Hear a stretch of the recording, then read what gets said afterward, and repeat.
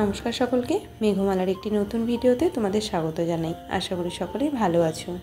কদিন ধরেই বেশ গরমটা পড়েছে আর রোদের তাপও প্রচণ্ড, তাই ভাবলাম বাড়িতে আলুর চিপস করা যাক। আর তোমরা তো জানো আমাদের বাড়িতে আলু চাষের, তো নতুন আলু উঠলেই প্রতি বছরই বাড়িতে এইভাবে চিপস বানানো হয়।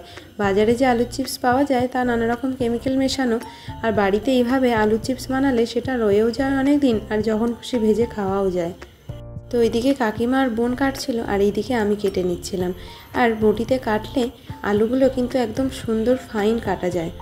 তবে আলুর চিপস করতে গেলে একটু ধারালো বটিতেই কাটা ভালো, তবে পাতলা পাতলা সুন্দর কাটা যাবে, তবে খুব সাবধানে। আর যারা নতুন তারা কিন্তু খুব ধীরে সুস্থে করবে, নাহলে হাত কেটে যেতে পারে। আর দেখো এই যে আমার সুন্দর করে কাটা হয়ে গেছে। এইরকম একটা সাইজের পাতলা পাতলা করে কাটতে হবে। আর এতে রোদে শুকনো হবে খুব ভালো তাড়াতাড়ি, আর খেতেও বেশ ভালো লাগে। তবে এক একটা আলু কাটার সময় আলুর প্রথম অংশটা আর শেষটুকু অংশ বাদ দিয়ে দেবে, তাহলে প্রত্যেকটা সাইজ কিন্তু খুব সুন্দর হবে, ঠিক আমি যেমন বাদ দিয়ে দিয়েছিলাম। আলু কাটা তো হয়ে গেছে, এবার আলুটাকে সামান্য ভাপিয়ে নেওয়ার পালা। সেদ্ধ কিন্তু একেবারেই নয়। আর আলুটায় পরিমাণ মতো লবণ দিয়ে দিতে হবে।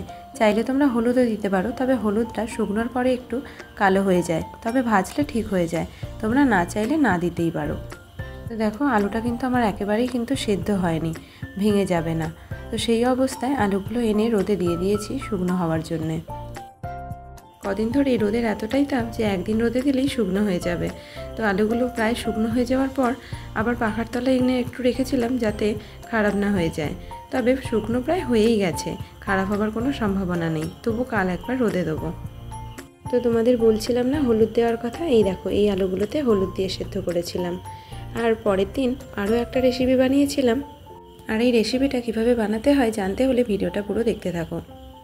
সকালবেলায় মা চালটাকে জলে ভিজিয়ে রেখেছিল, আর সুন্দর ভিজেও গেছে। তারপর আমি মিক্সিতে গুঁড়ো করে নিয়েছিলাম। তবে পুরো মিহি কিন্তু গুঁড়ো করলে চলবে না, একটু দানা দানা থাকবে। একটা বাটিতে লঙ্কার গুঁড়ো গুলে নিয়েছিলাম একটু ঝালের জন্যে। তবে আমাদের এখানে একটু ভুল স্টেপ হয়েছিল। মা প্রথমে চালগুঁড়িটা না দিয়ে জলটাকে গরম বসিয়ে দিয়েছিল, আর চালগুঁড়িটা দেওয়ার সাথে সাথে এইভাবে দলা পাকিয়ে যাচ্ছিল। তোমরা কিন্তু এটা ভুলেও করবে না। তোমরা প্রথমে চালগুঁড়িটাকে সামান্য ভেজে নিয়ে তারপর তার মধ্যে ধীরে ধীরে জল দেবে, তাহলে কিন্তু এই ভুলটা হবে না। তো তারপর একে একে লঙ্কার গুঁড়ো, মৌরি, কালো জিরে এগুলো মিশিয়ে দিতে হবে। তবে মা হাতের কায়দায় জিনিসটাকে কিন্তু সঠিক অবস্থায় নিয়ে এসেছে। তারপর দিয়ে দিতে হবে পরিমাণ মতো লবণ। দেখো ঘনত্বটা এইরকম হবে। তো তারপর একটা প্যাকেটের মধ্যে একটা কোণার দিক ছিদ্র করে তার মধ্যে এই জিনিসটা দিয়ে দিতে হবে। আর যদি তোমাদের কাছে এরকম কোনো নুডলস থাকে তার মধ্যেও দিয়ে দিতে পারো। আর এইভাবে জিনিসটাকে সরু করেও দিতে পারো, বা তোমাদের পছন্দ মতো কোনো ডিজাইন করতে পারো। তবে এটা একটু সময় সাপেক্ষ ব্যাপার, কিন্তু খেতে বেশ ভালো লাগে। আর এই দেখো পরের দিন চিপসগুলো আরও একবার রোদে দিয়ে দিয়েছিলাম। আর আওয়াজ শুনেই বুঝতে পারছো যে কতটা সুন্দর খটখটে হয়েছে। আর এই চিপসগুলো কিন্তু এখন ইজিলি 1 থেকে 1.5 বছর রয়ে যাবে, খারাপ হওয়ার কোনো সম্ভাবনা নেই। তো চলো এবার তোমাদের দুটো জিনিসই ভেজে দেখাই কতটা সুন্দর হয়েছে।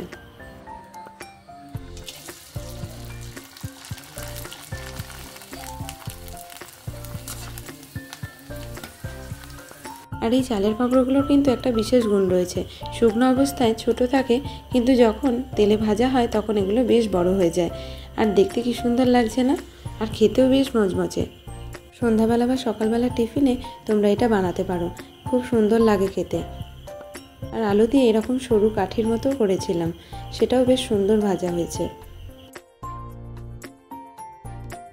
তো আজ তোমাদের 2 ধরনের রেসিপি দেখালাম, আলুর চিপস আর চালের কাঠি ভাজা। তোমরা চাইলে কিন্তু খুব সহজ পদ্ধতিতে এইভাবে বাড়িতে আলুর চিপস বানাতে পারবে।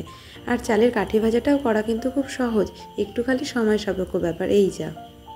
তো তোমাদের রিকোয়েস্ট রইল তোমরাও বাড়িতে এইভাবে বানিয়ে দেখো, খুব সুন্দর লাগে খেতে। তো যদি বানাও কেমন হলো আমাকে কিন্তু অবশ্যই কমেন্টে জানিও। বাড়িতে যখন প্রথমেই চালের কাঠি ভাজাটা বানাই, বাড়ির সকলের খুব ভালো লেগেছিল।